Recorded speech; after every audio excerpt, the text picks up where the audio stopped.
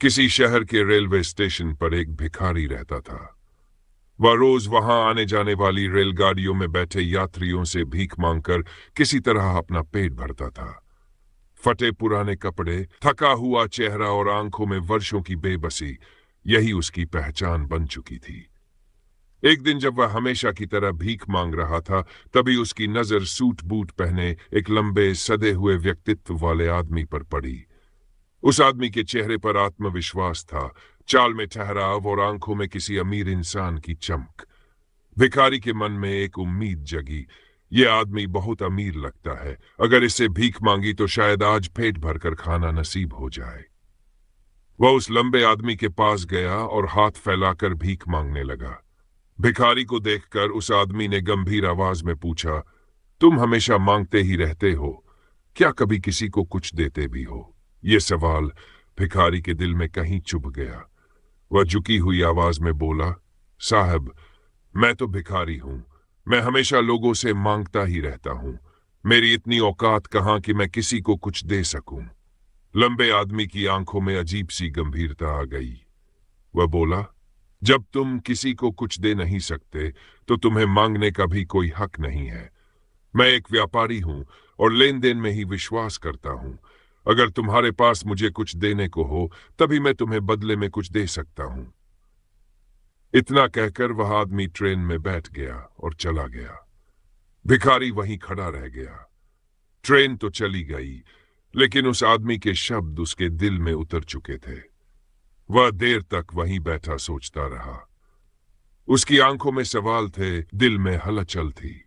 वह सोचने लगा, शायद मुझे भीख में ज्यादा पैसा इसीलिए नहीं मिलता क्योंकि मैं उसके बदले किसी को कुछ देता ही नहीं हूं। लेकिन मैं तो भिखारी हूं, मैं किसी को देने लायक हूं भी तो क्या? फिर खुद से ही सवाल करता, कब तक मैं यूं ही लोगों के सामने हाथ फैलाता रहूंगा?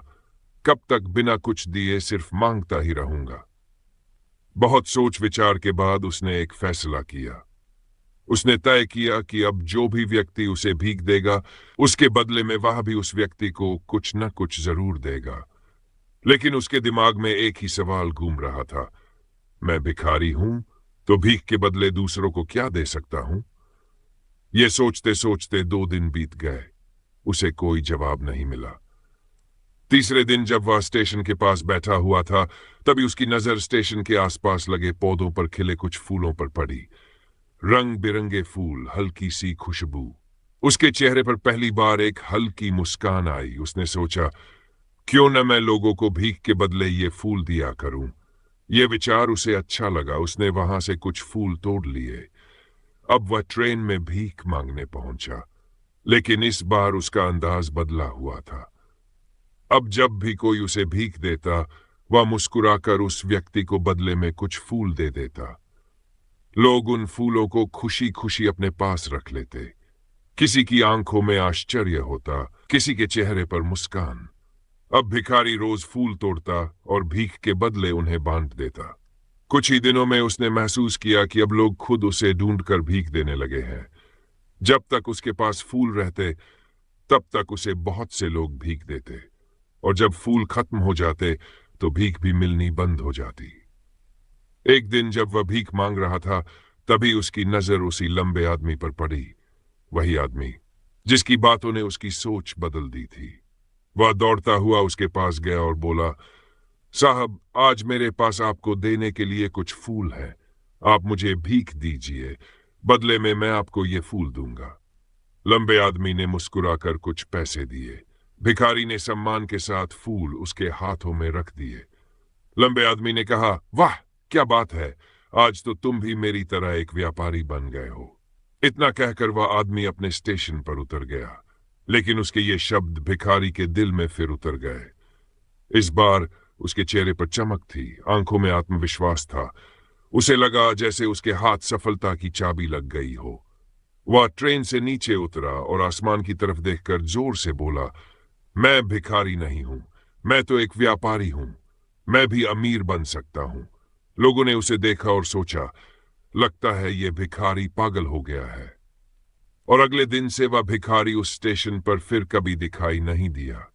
6 महीने बाद उसी स्टेशन पर दो लोग सूट बूट पहने यात्रा कर रहे थे। उनकी नजरें मिली।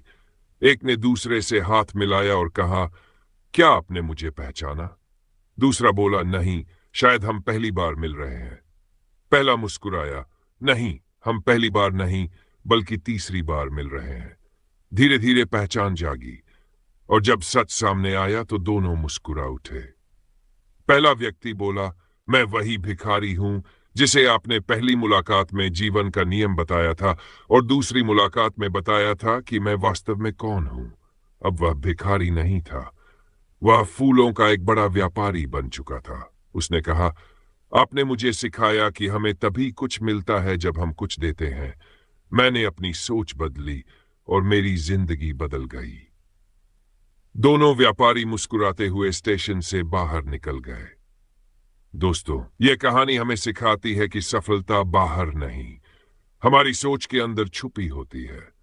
जब हम खुद को छोटा समझते हैं तो दुनिया भी हमें छोटा ही समझती है।